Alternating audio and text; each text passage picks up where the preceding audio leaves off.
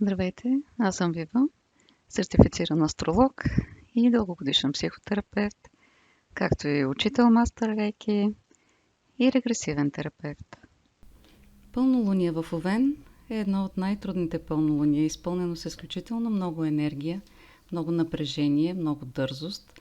и много решимост всички конфликти, които се появяват, да бъдат разрешени по възможно най-краткия начин,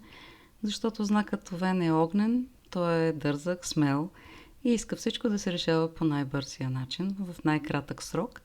Затова, вероятно сте усетили и през изминалата седмица преди пълнолунието доста напрежение.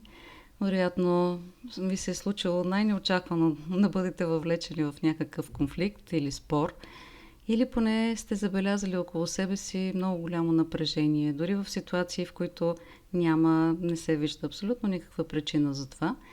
Хората са доста напрегнати, доста забързани и сякаш всичко се случва на забързани обороти. Всеки тича на някъде и има много задачи, които малко са разхвърлени, неподредени и това допълнително увеличава напрежението. Заедно с това пълнолунието в Овен съвпада с един доста критичен аспект на богинята на любовта Венера, която обаче отговаря и за финансите. Аспектът е с непредвидимия Уран, който също помага на това искрите да бъдат повече, изненадите, приятни или неприятни, също да бъдат в повече и стреса се увеличава. Като добавим и това, че Венера е в Лъв, който е огнен знак, това допълнително увеличава огъня и най-доброто проявление на това е да бъдете приятно изненадани от страстни моменти или романтични моменти и да преживеете нови интересни събития в живота си, които да ви отворят пътищата към нещо по-интересно, макар и необичайно до сега. А Овена, понеже обича промените, обича да рискува, можете да се хвърлите доста през глава в някои неща. Внимавайте, когато са свързани с финанси и когато са свързани все пак и с риск за живота ви, за физическото ви оцеляване. Не бъдете толкова смели, защото има опасност от наранявания и има опасност и от финансови загуби, но зависи и как нещата са поставени в личния ви хороскоп, защото има много хора, на които сега им се дава шанс да направят нещо, за което не са имали смелостта или поне са смятали, че не е точно момента най-удачния, за да го започнат и сега внезапно се появява наново шанс те да осъществят някаква тяхна мечта и да поемат кормилото на живота си или пък да поемат професионалната си реализация съвсем по друг начин, да започнат да правят нещо различно и те да бъдат лидерите, да бъдат водещите, тези, които решават, тези, които управляват не само собствения си живот, но и съответно живота на останалите, които работят за тях. Възможно е да ви се наложи, ако отдавна не смеете да промените работата си, сега да ви изненадат и да се наложи да я промените. И имате шанса да направите това, което наистина би ви направило щастливи и да откриете своето място по най-добрия начин. В това отношение е много полезно това влияние на пълнолунието в Овен, както и Венера в Лъв, за да си повишите малко самочувствието и да предприемете поне малко риск. Защото риска за някой може да бъде изключително успешен. Има аспекти, които, включително и около пълнолунието, които и през следващите дни ще ви повлияят и ще можете наистина да потеглите в отдавна желана посока, защото обичайно се казва, че след пълнолунието не е добре да се започват нови неща, но ако тези неща, които искате да предприемете, имат някаква предистория, преди време, преди месеци, преди години дори, сега можете всъщност да направите втора стъпка, да направите рестарт за нещо, което много ви вълнува, защото Вена, както казах, е огнен знак и Венера в Лъв все още ви помагат наистина да се стремите към това, да има тръпка в живота ви, да има нещо, което да правите със страст, нещо, което да ви радва, нещо, което да ви забавлява. И всички тези аспекти и разположения около пълнолунието в Овен много помагат на това да сте динамични, активни и да се движите включително повече, което времето благоприятства навън, да бъдете сред хора. Само че има малко опасност от това, когато сте сред много хора,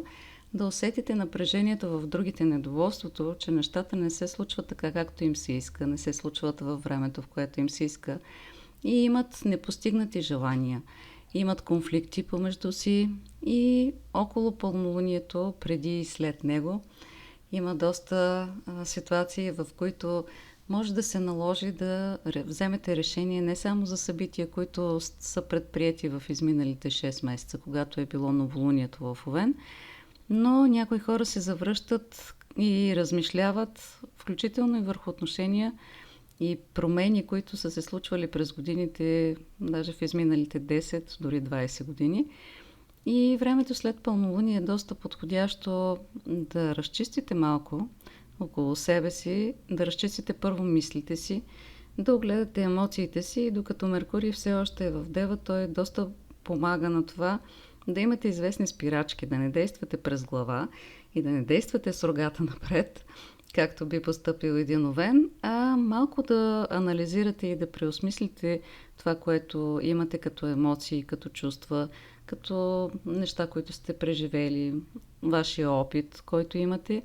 и да огледате къде сте в едни отношения, било на работа, било в семейството, защото и пълнолунието засяга точно сферата на семейството и може да има доста драми в отношенията, включително и 2-3 дни след пълнолунието, в семейните отношения между родители и деца,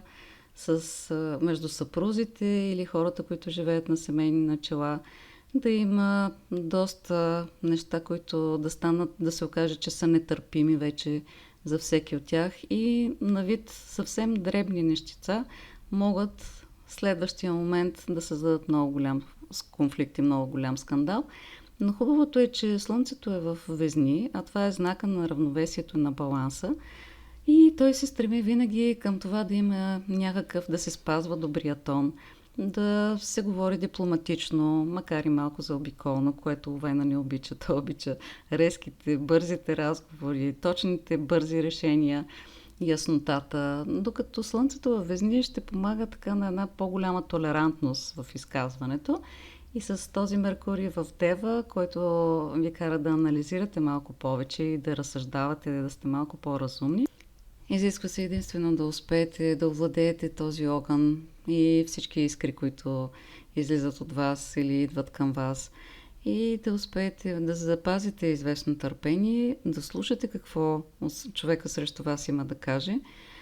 с което, разбира се, не винаги е необходимо да се съгласявате, но поне да чуете чуждото мнение, да помислите върху това, което получавате като отзвук за вашето поведение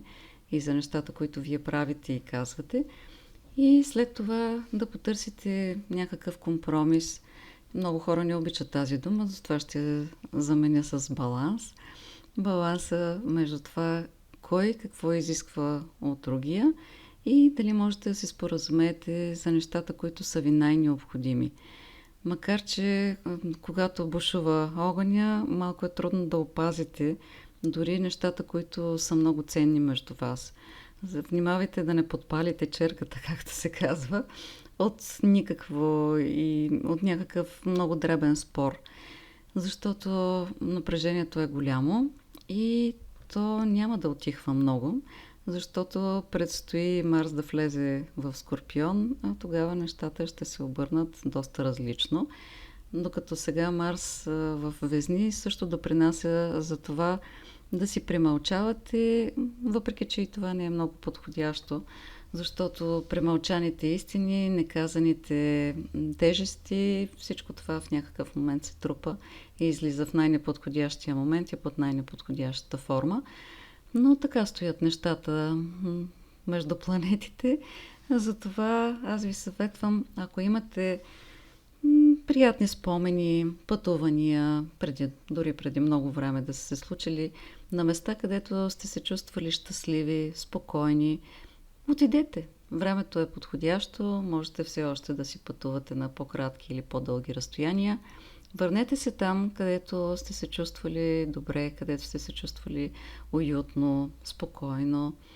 и прекарайте ден или два или няколко часа на такива места, за да можете да се осамотите и малко да се успокоите в цялата тази динамика около вас и в самите вас, да успокоите мислите, чувствата и да можете тогава да вземете най-подходящите решения, с което да оправите отношенията между вас и хората, които са близки до сърцето ви. И аз ви го пожелавам. Надявам се информацията, която чухте, да ви бъде изключително полезна през следващите дни